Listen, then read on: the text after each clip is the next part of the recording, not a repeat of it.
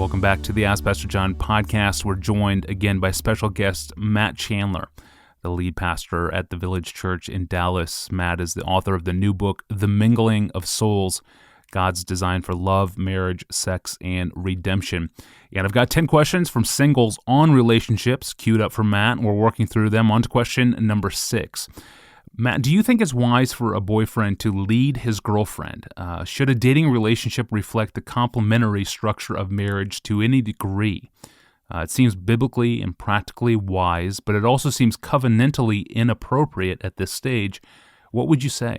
Yeah, I would. There's no doubt that a boyfriend should lead, quote unquote, his girlfriend in some ways, but definitely not to the degree that a husband leads his wife. So what I possess when it comes to the covenant I'm in with Lauren is headship, right? I've been called by God to lead, to cover, to provide, to protect in ways over Lauren that a boyfriend is not in covenant relationship with his girlfriend. However, he should be leading her in regards to godliness, encouraging her in regards to her giftedness. I think he should be encouraging her in prayerfulness, encouraging her towards an understanding and growing knowledge of the Word of God. He should take responsibility and the lead in the areas that, as they get to know each other, are clear that she wants. So I think, and so I got to be careful here because I think I can get my own preferences mixed up in this. So I want to be real careful. So let me just kind of put a little asterisk here and go, I believe being married to Lauren, like what Lauren wants from me is for me to go, hey, would you like to go out Thursday?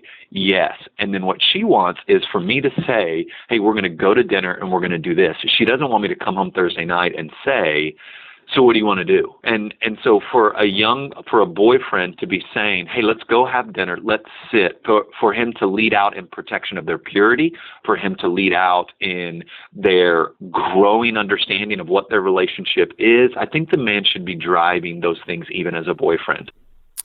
Very good. Thank you. On to question number 7. Speaking of sexual purity, what are a couple of practical helps for staying sexually pure in a dating relationship that actually work?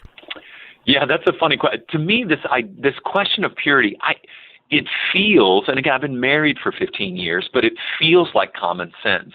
So one of the things I've said at the Village on repeat is nothing good has ever come out of, hey, let's watch a movie at my apartment starting at 11 o'clock at night. That never, cuddling on the couch watching a movie from 11 to 1 has never ended in a discussion about cinematography in the history of the ability to watch a movie on the couch. And so to put yourself in that position to begin with is a foolish one. And so really what works is being in public, guarding space alone, not putting yourself in situations. I think that singles have a tendency to think more highly of their self-control than they should.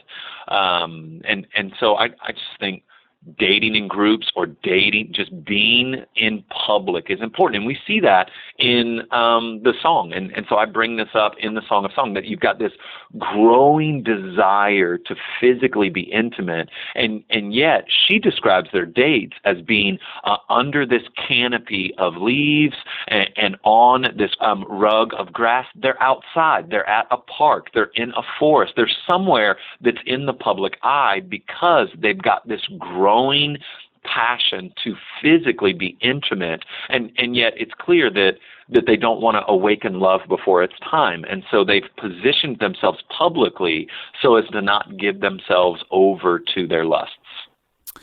That's very wise and practical. Thank you, Matt. And tomorrow we will look at question number 8 and 9 on the list and talk about signs that maybe a single is just not ready to be dating. I'm your host, Tony Ranke. Thanks for listening to the Ask Pastor John podcast.